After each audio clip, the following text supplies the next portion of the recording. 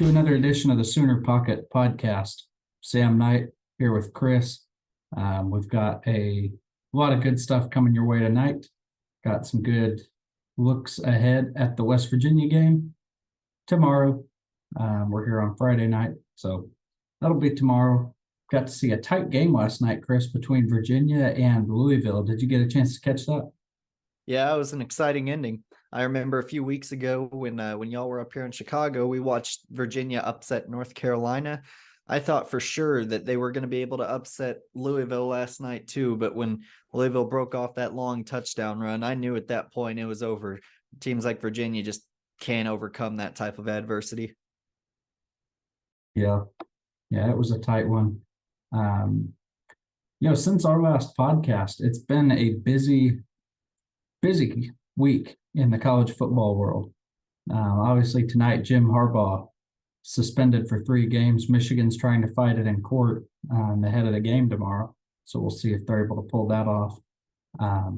And the other big thing that's happened, Chris, there was a trolley driver in Boston that paid a man to come on the trolley, beat him up, rough him up, while the trolley driver was working so that he could collect a significant amount of money in workers' comp insurance. He paid $2,000 to this guy to beat him up on the trolley so he could collect workers' comp.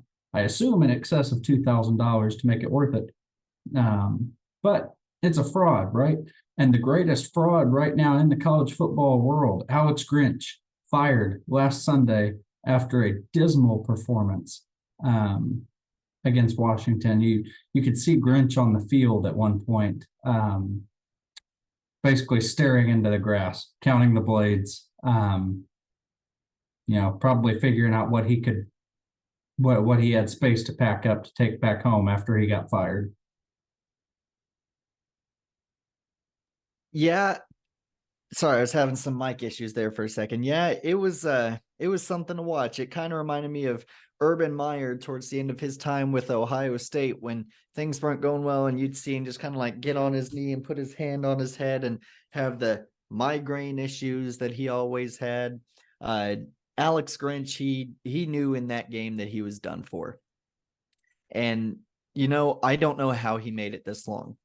In the 3 years that they spent at OU, which we'll get to what Lincoln Riley said about that here in a minute. But in the 3 years that they spent at OU, I can think of like 3 good defensive performances. There was the comeback against Baylor in 2019, where Baylor didn't even have a first down in the first half by anything other than, a first down the second half by anything other than penalty until the last drive of the game. And we intercepted a pass. There was also the conference championship that year against Baylor. That same year, the game against Texas had a pretty nice defensive performance there. And there was a nice game or two in the 2020 season defensively, but that's it. In 3 years, I can think of 4 games that looked good defensively, and our team was so unphysical, so weak. It showed how bad they were. And the same thing happened at USC. They get these subpar players, get a big transfer portal name or two, and think that they're going to be back. I mean, Bear Alexander made that big deal about, we're going to be just as physical as Georgia is. And they're not. Yeah. Defense was optional in that game, and I think it just ended up being the straw that broke the camel's back. Georgia must not be a very physical team, right? Not at all. And Dan Lanning, he's certainly been getting at this with his players in practice this week. Already taking shots at USC, saying they're soft. They're running 7-on-7s. So it'll be interesting. Really late kick. Most of USC's games this year and Oregon's as well. They've benefited from some high ranking and some brand recognition. They're stuck in the 9:30 slot this week. That is a full Pacific game, USC at Oregon. So going to be a late one. One we will, in all likelihood, probably stay up for. If I'm being honest, we're getting into the home stretch of the college football season. So got to capitalize on it while we can. OU hosting West Virginia, 6 o'clock this week on Fox. It's going to be a good one, I think. OU coming off of a 2-game skid right now. Losses to Kansas and Oklahoma State. Going in to face what has really been an inconsistent at best defense in West Virginia. About half of the opponents on their schedule so far, they've held in points, they've held in yards. The other half, it's been open season on the defense. So I'm optimistic this week is the chance for Jeff Levy, for Dylan Gabriel, Nick Anderson, Tawi Walker, a lot of our playmakers to really find their stride again after what was really kind of a lackluster showing last week against Oklahoma State. Who are you looking to really have a bounce back week this week more than anyone else on the field? I'm thinking that Jalil Farouk is going to be the main one to really bounce back and have a good performance. He's been one of our most consistent pass catchers all year, especially when Andrew Anthony went down. He's been a catching machine this year. Then against Oklahoma State, he dropped like 3 or 4 passes. Very uncharacteristic of how he's played this season. So I would not be surprised to see him kind of have a bounce back game. I don't know if there's an update on Danny Stutzman yet, but if he's playing, I imagine he's going to have a big impact against West Virginia. It's my understanding he's going to be playing from what Venables was saying earlier this week. I don't remember if it was his coach's show or if it was the weekly presser. But I seem to remember him indicating Stutzman would be playing, absent some big change in his health. We'll take a look at that. We'll take a look at that after we film this and make sure that we post an update on the Soonerpocket.com, our blog. You can see the link right here on our left side, on our right side, I mean. But one of the big things to remember with this West Virginia defense, or with this West Virginia offense, is that they run the ball roughly 70% of the time. They are a run the ball first team, and they have a quarterback who can fly. Having Danny Stutzman back is going to be huge for us. And, one thing that I'm not expecting to be a bounce back so much as it is a change in the depth chart, I would not be surprised to see Kip Lewis come in over Jaren Kanak. Jaren Kanak, he has been a solid player this year, but the past couple weeks he's been kind of slipping. And where he's been slipping, Kip Lewis has not. Kip Lewis put up 15 tackles last week. He had a phenomenal ball game. He's showing that he's quick, he's strong, he's tough. He finds the gaps and he hits them quickly. I would not be surprised to see Kip Lewis get an equal amount, if not more amount of snaps than Jaren Kanak. And one thing to go on top of that, as a bounce back, as a whole, I'm going to say the OU defense. They did not play as bad as some of the numbers might lead you to believe. We've been saying that a lot this year because the OU defense, they're in a transition period. Last year, we were horrible on defense. Next year, on the path we're going, we're going to be elite on defense. But we're kind of in a gray area of defense right now. We're very bend, but don't break. Many games this season, we'll give up 350, 400, 450 yards, but we'll only give up 20 points. And we'll let all these teams get into the red zone, but we don't let them score touchdowns. I mean, I was just talking about Texas earlier with a buddy.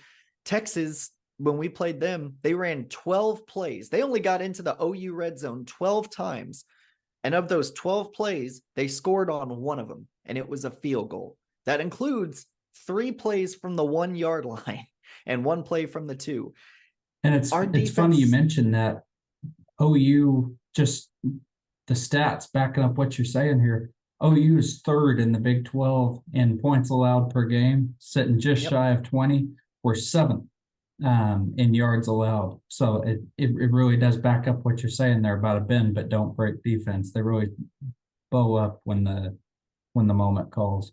Honestly, and one other thing that I would just want to point out from the Bedlam loss, something that I like to do with games with both sides, not just the other team, but with our team, is kind of a, were we really that good or really that bad type of metric. I'll get the biggest pass play for each team and the biggest run play and eliminate them. See how much the stats change from there. If you take out Ollie Gordon's biggest run, which was a 35-yard run, he has 32 carries on the day for 103 yards. 33 carries for 103 yards. That's barely over 3 yards a carry. We played Ollie Gordon about as well as you possibly could have, and it still wasn't enough. And so our defense isn't playing as bad as the numbers might say.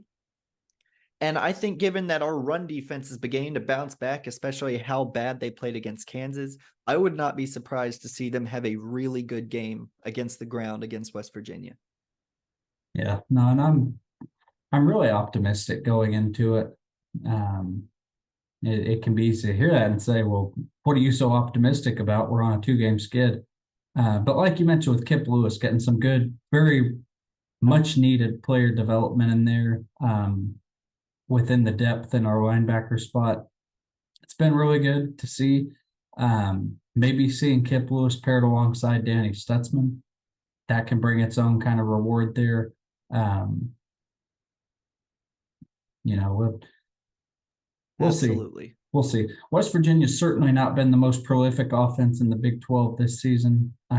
That said, their rushing attack, third in the Big 12. They're averaging 218 yards a game. The teams we've struggled most with this year, oddly enough, have had a strong rushing attack.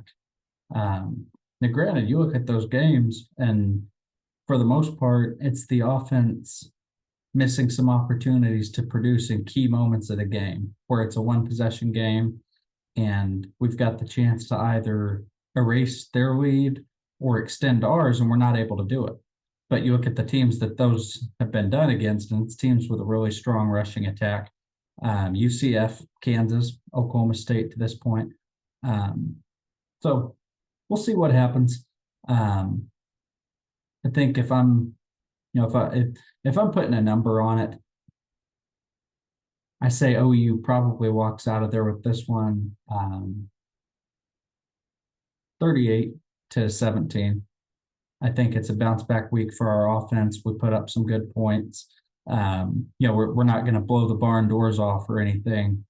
But I think the defense shows up. I think we take advantage of the inconsistencies in West Virginia's defense.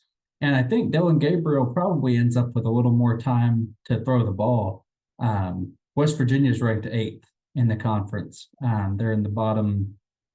They're right near the bottom third there of teams in sacks in the Big 12. And that's one spot above OU, who's at 9th. So obviously not great for either team, but I think Dillon Gabriel has a little more time to throw.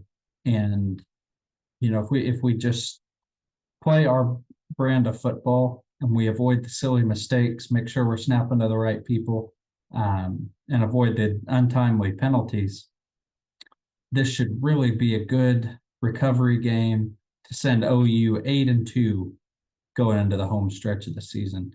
38-17 for me, Oklahoma. What's your score prediction? And who do you see having a real breakout game? I agree with you there. My score prediction wasn't too different. Mine was 38-20. I've kind of accepted that our offense isn't going to just blow the cap off of any games. I'm not predicting any more 40-point games this season for the OU offense. And the OU defense, we're showing as we get more injured throughout the year that we're going to give up some points. We're not going to give up 40 points in a game, but we're going to give up some points. So I'm saying 35-20. I tell you something that's going to be huge in this game is the ability to get off the field on third down. Last season, on third down, OU got off the field 40.87% of the time. That is just an abysmal statistic. This year, they are getting off the field, let me get that pulled back up, 29.1% of the time. They're getting off the field 11% more, and that's number 10 in the country. They are the reason our defense is allowing our offense that hasn't been playing well lately to stay in these games. If we had last year's third down defense, both of the last 2 games would have been losses by 10 or 12 by 10 or 12 points as opposed to 3 or 5, or maybe even more than that. It's just it's been very frustrating lately to see how good our defense is doing and then see our offense not go out there and do anything. But Dylan Gabriel, I'm expecting him to try and just start a rhythm. Stop going to third down so often, because that's been what's killing us, is going to third down on offense. We've seemed to have lost the ability to convert on third down. So getting off the field for both teams is going to be a huge factor in this game. I'd imagine we see a lot of quick passes, just like little 4-6 yard slant routes on first down. And then the running game, which has really come to life these past 2 weeks. The running game, I'm imagining, will be a big effort on second down, to where we're not really going to third down at all. Almost every drive, it's first down and 10, then it's second down and 3. And then it's first down and 10, then it's second down and 6. Then it's first and 10, and then it's second and 1.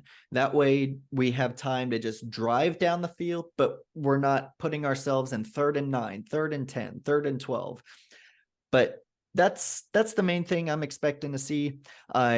Our offensive line, I'm also expecting to see them have another big game. They've had 2 really good games in a row. It's just been our wide receivers are kind of struggling lately, and the play calling has been pretty suspect, but we'll see what happens. Yeah, and I think it's important for everyone to remember that, as frustrated as our fan base may be, seeing some of this, there's nobody more frustrated than the guys that are in the locker room there.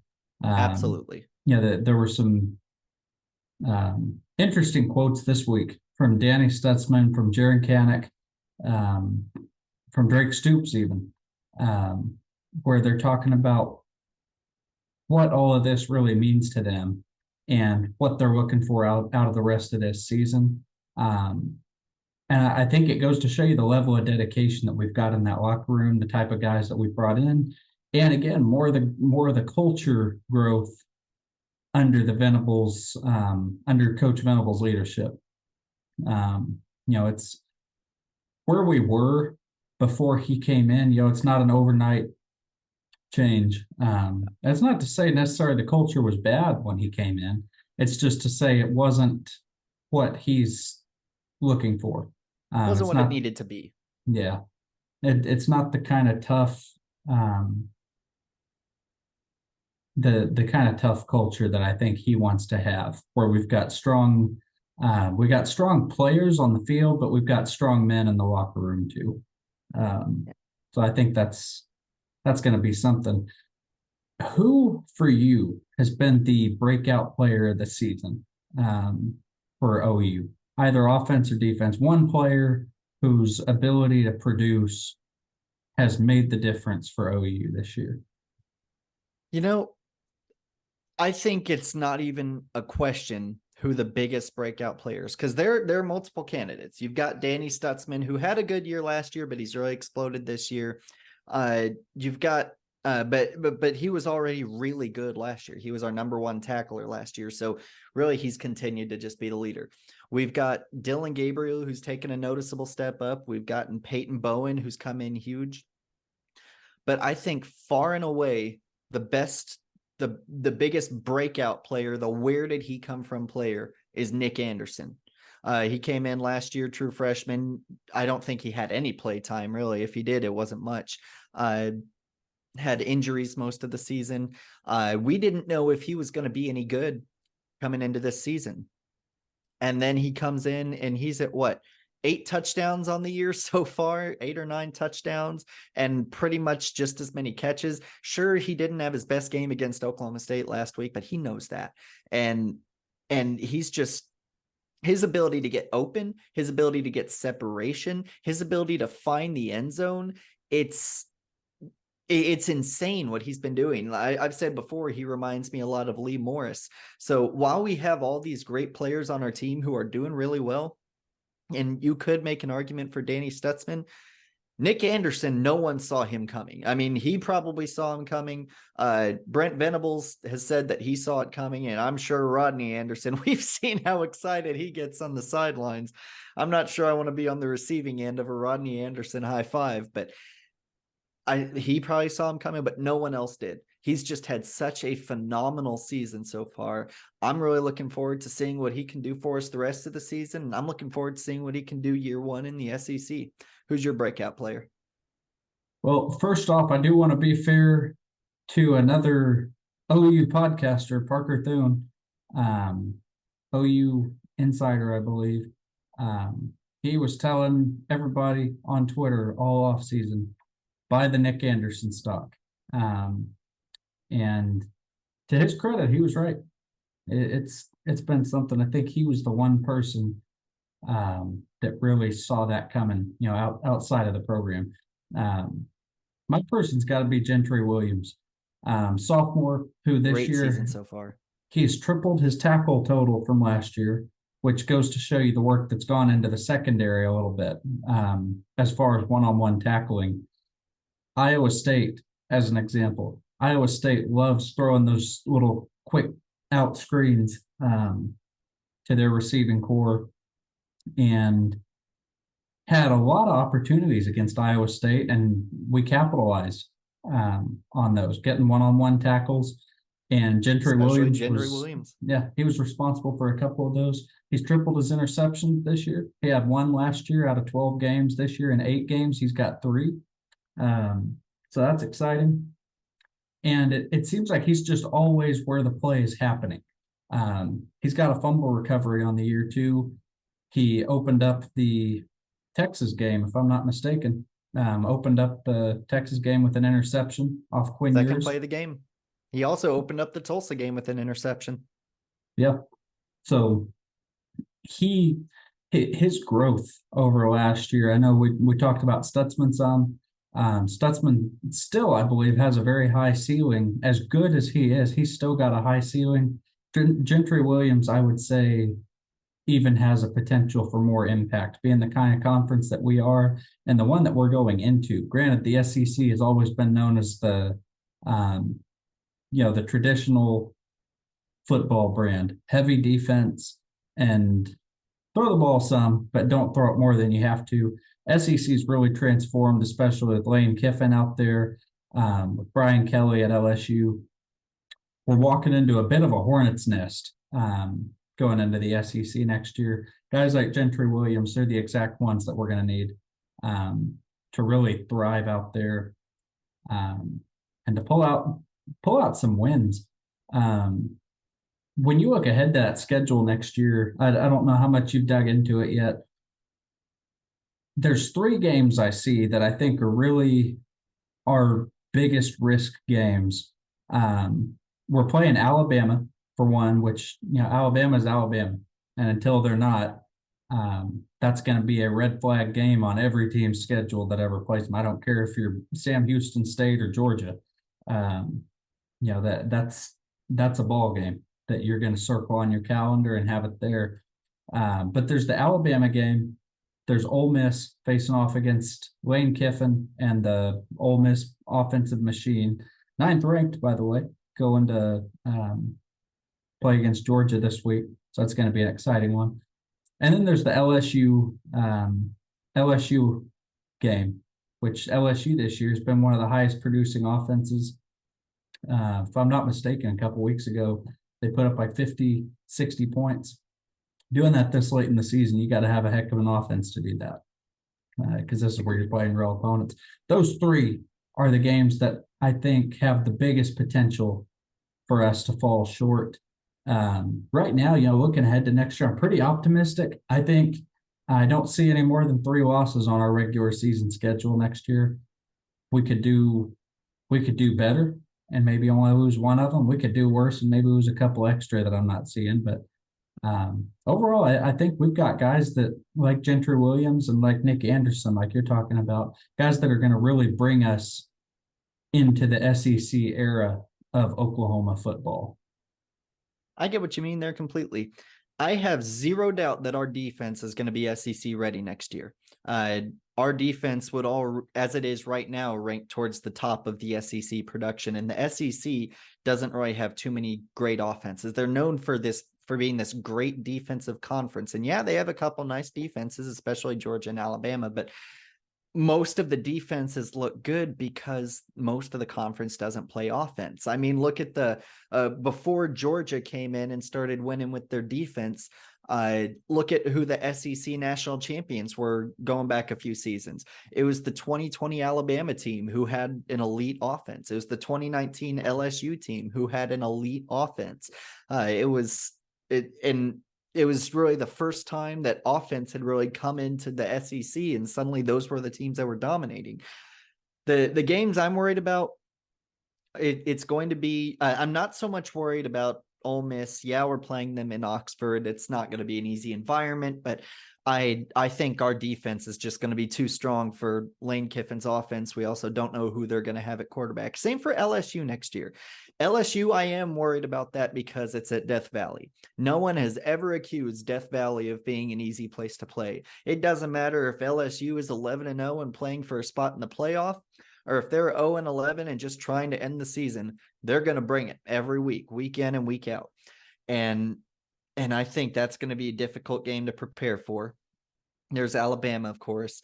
I don't think we're going to have to prepare too much for the Maine Black Bears. We'll see if I end up being wrong about that. I don't know too much about the Black Bears, but I think we're gonna be okay there. Dark horse contender to create a loss on OU's schedule. The other game I'm worried about next year, it's the same game I'm worried about every year, Texas. Because it doesn't matter how good either team is, it doesn't matter how bad either team is. That's going to be a ball game. It's the best rivalry in college football. It's better than the game. It's better than the Iron Bowl. It's the best rivalry, and it lives up to it every year. So if I had to pick a few games to be worried about next year, it would be against Alabama and Norman. It would be at LSU, Baton Rouge, and it would be against Texas in the Cotton Bowl. A home game, an away game, and a neutral site game. Our defense, I think, will be able to put our offense in a position to win almost every game.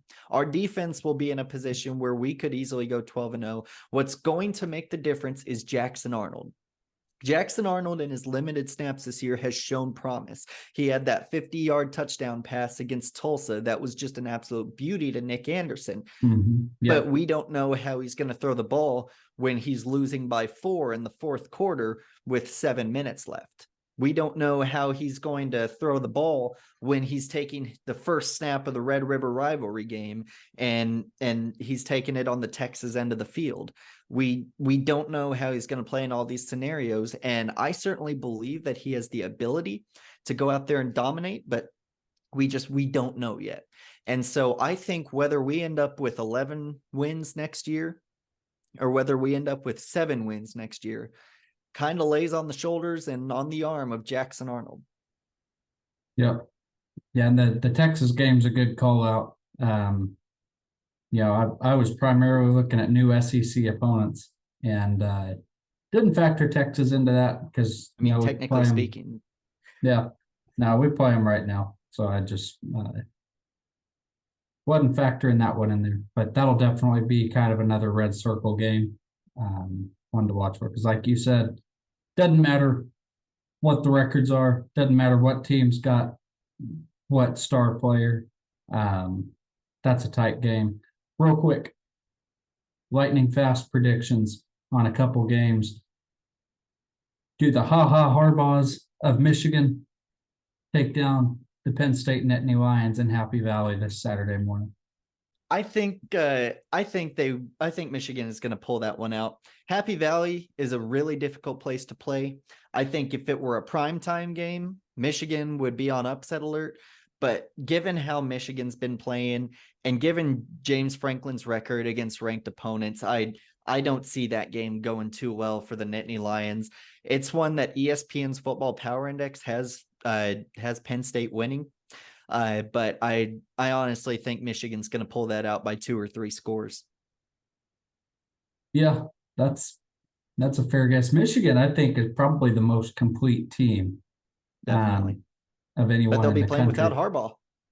Yeah, so. I know. Don't know what's going to happen there.